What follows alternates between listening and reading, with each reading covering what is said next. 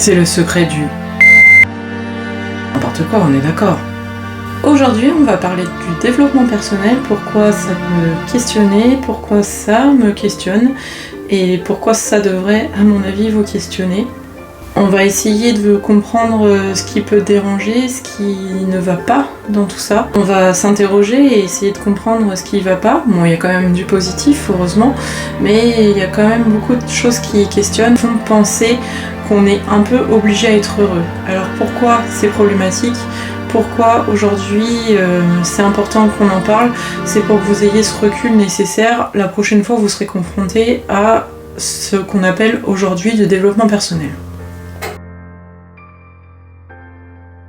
On s'intéresse un petit peu aux meilleures ventes là actuellement sur tout simplement Amazon, hein, même si c'est pas mon endroit préféré pour acheter. Allez chez des libraires indépendants s'il vous plaît.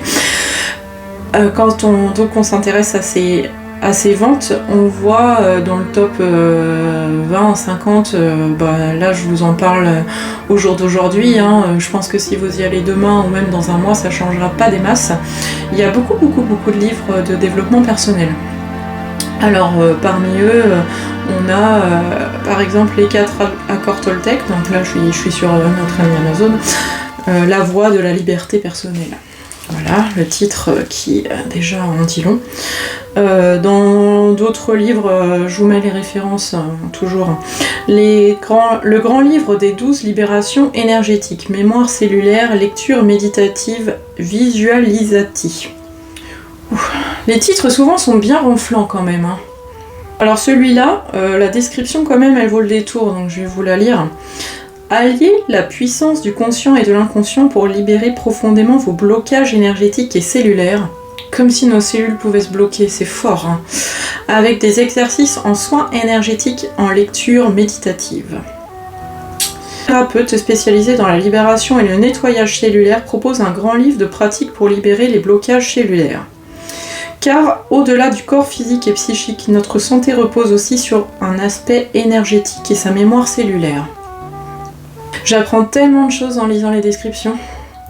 Tout au long de ces 12 chapitres qui composent cet ouvrage, vous allez pouvoir aborder et libérer la plupart des blocages cellulaires que vous portez en vous et dont vous n'avez même pas parfois conscience. Forcément, on n'en a pas conscience parce que si on en avait conscience, on ne les aurait pas ces blocages, n'est-ce pas, hein, c'est QFD. Avant de passer aux 12 soins en lecture méditative, il est important de comprendre comment fonctionne notre mémoire cellulaire, comment se créent les blocages et comment cela peut affecter votre vie sur bien des plans. Je fais un lapsus, j'ai dit sur votre bien. Comme quoi je pense que ces choses ne vous veulent pas du bien. Voilà, blocages qui sont traités, l'autosabotage, les chakras, la force, l'abondance, l'intuition, l'amour de soi, le rapport au corps, l'amour, les relations, les émotions, les abus sexuels, les relations toxiques et le pardon. Sacré programme en je sais pas combien de pages, mais ça a l'air quelque chose quand même. Hein. Comme si en lisant un livre, on pouvait régler tout ça d'un coup. C'est vrai que les séances chez un psychologue, un psychiatre ou un psychanalyste, ça sert à rien. Autant lire le grand livre des 12 libérations. Voilà. Ensuite, nous avons un autre livre, toujours dans le top des meilleures ventes. Mon rendez-vous avec moi-même. Découvre ta vraie nature. Alors souvent, c'est un truc qu'on remarque chez les personnes qui écrivent autour du développement personnel, c'est ce petit tutoiement qui, moi, m'agace, mais je sais pas vous, mais bon, voilà, moi ça m'agace. Alors, je vais vous lire aussi parce que celui-là, il vaut quand même son pesant de cacahuètes. Ce livre veut t'inviter à un rendez-vous. Cependant, le rendez-vous ne doit pas être un rendez-vous ordinaire entre deux personnes. Ce rendez-vous doit être un rendez-vous avec toi-même. Tu vas découvrir des aspects de toi qui sont restés cachés pendant longtemps. Tu vas prendre conscience de tes souhaits et de tes rêves. Tu pourras mieux te comprendre et mieux comprendre ta vie. Tu commences le voyage le plus important de ta vie, le voyage à la découverte de toi. Tu vas redécouvrir la personne qui est en toi et t'amuser beaucoup en même temps. Heureusement, on s'éclate. Celui qui ne se connaît pas lui-même est perdu. Celui qui ne s'aime pas lui-même ne peut pas vraiment aimer les autres. Il n'est pas égoïste de passer du temps avec soi-même. Oublie un instant le stress de la vie quotidienne. Arrête-toi un instant et écoute ce que ton cœur te dit. Ce livre t'y aidera. Alors là, il y a tellement plein d'aphorismes et plein de tautologies. Voilà, je vais pas revenir sur toutes. Mais un truc qu'on entend souvent dans les livres de développement personnel, c'est le fameux connais-toi toi-même. Alors en plus, c'est bien parce qu'il pioche dans la philo pour paraître plus intéressant et plus intelligent. Alors le connais-toi toi-même qu'on doit à la pensée philosophique, à Socrate notamment, en fait, ils le reprennent mal. Désolée. Ils le reprennent mal, pourquoi ? Parce que, en fait, c'est connais-toi toi-même, mais c'est pas que ça. Connais-toi toi-même en te posant dans un coin et en prenant une position de lotus et en te concentrant comme ça dans le noir et avec de la musique de sophrologie ou que sais-je là. C'est connais-toi toi-même à travers le regard des autres. Donc c'est pas quelque chose, c'est pas un voyage intérieur où on te guide ou je sais pas quoi, ou que tu fais tout seul. Et ben non, en fait le connais-toi toi-même, c'est à travers le regard de l'autre que tu peux te connaître. Donc en fait déjà ils partent sur un premier énoncé qui n'est pas le bon. Ce qui me dérange dans tout ça, moi en tant que psychologue, c'est que c'est un peu plein d'aphorismes et de phrases et de citations complètement débiles. Donc c'est comme si, en fait, tout ça c'était hyper facile, il fallait lire le livre, t'as les outils et tu as tout ce qu'il te faut pour pouvoir être heureux. On questionne, c'est un peu cette obligation à être heureux, comme si on n'avait pas le droit d'être malheureux. Comme si c'était interdit, et en fait ces pensées-là, elles sont quand même hyper culpabilisantes, parce que ils disent en gros que tout dépend de toi-même. D'après toutes ces personnes qui écrivent sur le développement personnel, ou ces coachs, ces penseurs de vie, ces auteurs qui nous disent comment devenir heureux, et bah tout dépend de toi. Tout dépend de les clés, on te les donne. Et donc du coup, t'es responsable de ta vie, t'es responsable de ton malheur, de ton bonheur, et de ta façon de percevoir tout ça. Prends tous mes conseils, et ça ira mieux.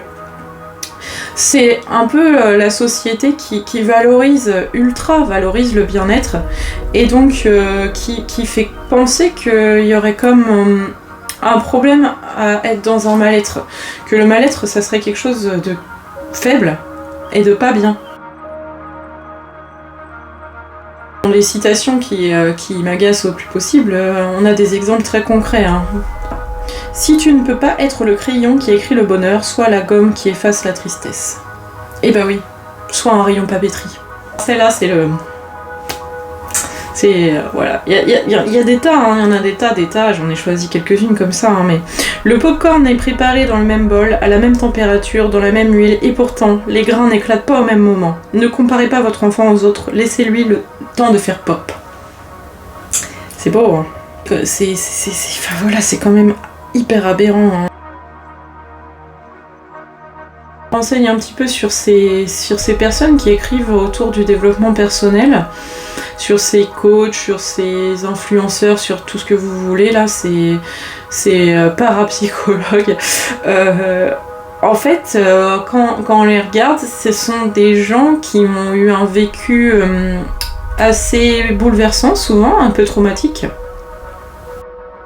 I was just an emotional wreck. I was just crying and sobbing, and I used to go to the food bank for food and I thought my life was over. It felt like my entire life had ended. I was actually fearing that a nuclear bomb was going to be dropped onto LA.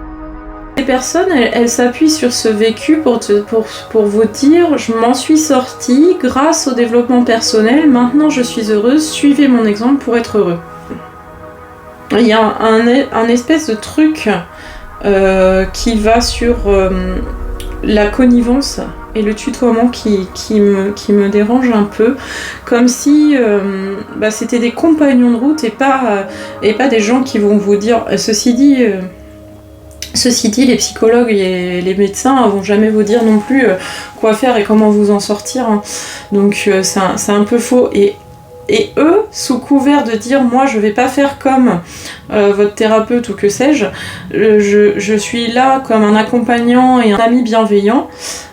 Et bah du coup, il y a un espèce de réconfort un peu immédiat. C'est je me sens compris, la personne me tutoie, il y a une valeur un peu affective, émotionnelle. Et du coup, il y a quelque chose qui ne va pas. Parce qu'en fait, au final, la personne qui vous guide, ces coachs en développement personnel, elle vous donne sa méthode. Sa méthode pour découvrir ton vrai moi. Mais en fait, c'est rigolo parce que c'est soit toi-même, mais en suivant mes préceptes. Est-ce qu'on est vraiment soi ? Parce qu'en fait, on suit que les clés et les codes que la personne nous donne. Il y a quand même une espèce de perte de sens. En fait, c'est des phrases, comme je vous le disais, vraiment creuses et vides. Et le but, c'est comme s'il fallait optimiser tout le temps son temps. Optimiser son temps, il faut être heureux. C'est la solution que les coachs vous proposent. Et c'est que de l'illusion, ça déçoit et ça culpabilise. De dire écoute ton cœur, tu seras heureux.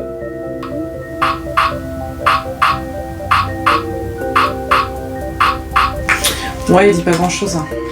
Non, il me dit pas grand chose. Et débrancher le cerveau aussi. C'est un truc qu'on lit souvent. Comme si dans le quotidien, on pouvait pas faire les deux à la fois.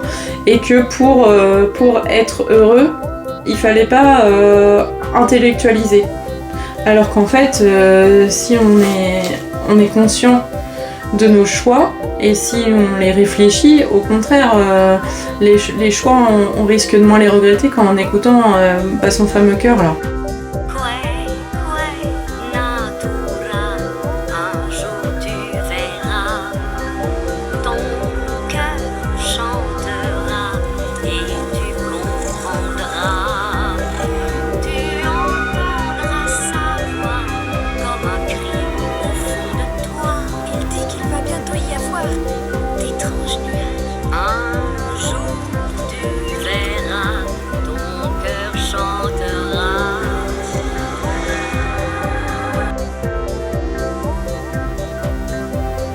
Dans une société qui valorise beaucoup, voire trop, le bien-être. Et du coup, les coachs, ils ont trouvé une niche là super intéressante parce que en valorisant sa façon de faire à travers un guide hyper simpliste avec des phrases complètement creuses, c'est facile. Et en plus, si vous lisez l'un ou l'autre, il va y avoir le tout et son contraire. Il y en a un qui va te dire écoute ton cœur et l'autre qui va te dire écoute et réfléchis bien et pose en acte les choses écrites sur une feuille, le pour et les contre. C'est recettes un peu toutes faites qui me questionnent parce que chaque sujet est singulier. Et même s'ils sont très malins parce que eux ils vont vous dire pareil, moi je m'appuie sur mon expérience, etc. pour vous guider. Et en fait le livre il se vend à 1 million et chacun suit la petite recette de chaque coach. Et donc au final, non, en fait la singularité on n'y est pas du tout là. On vit dans de meilleures émotions au quotidien. C'est ce qu'on va voir en détail dans cette vidéo. Booster et secouer votre vie. J'espère que vous êtes en pleine forme et que vous allez bien parce qu'aujourd'hui on va aborder 8 faits pour être heureux. Ça a l'air du temps en fait tout ça. C'est quelque chose d'à la mode d'aller bien. Et en fait je suis pas certaine que dire à tout prix il faut être heureux et suivez mes codes, c'est la bonne façon pour être heureux.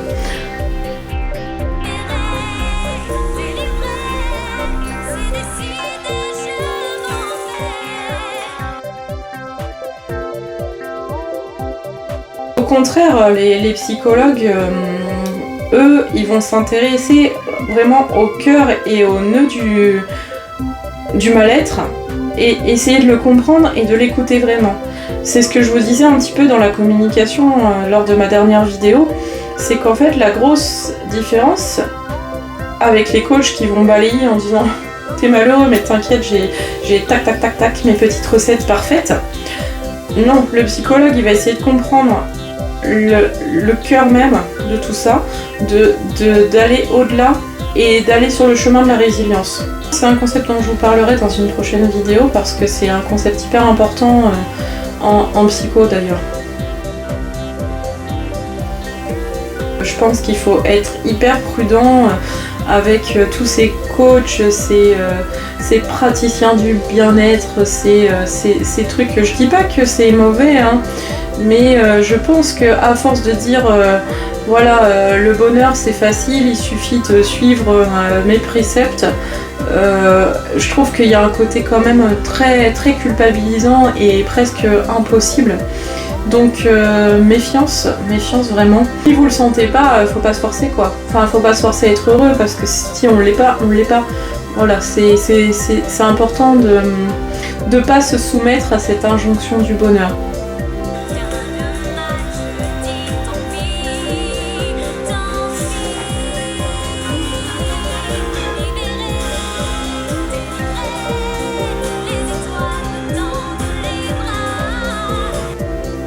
Si vous allez pas bien, vous pouvez vous permettre de dire je ne vais pas bien. Au contraire, admettre qu'on ne va pas bien, ça permet d'aller vers un mieux-être. Je pense vraiment que sous ce vernis un peu de couleur et de joyeuseté et de bonheur un peu trop visible, et ben en fait je pense qu'il y a un mal-être profond qui n'a pas été suffisamment travaillé par toutes ces personnes qui se disent experts en développement personnel. La prochaine vidéo, ce sera un tout autre sujet qui j'espère vous plaira aussi. On parlera des expériences de mort imminente. Je vous remercie encore une fois de m'avoir regardé, de m'avoir écouté. Si ça vous a intéressé, si ça vous a plu, n'hésitez pas à partager, à commenter et à liker. Je vous dis à mercredi prochain pour la prochaine vidéo. Merci encore, au revoir.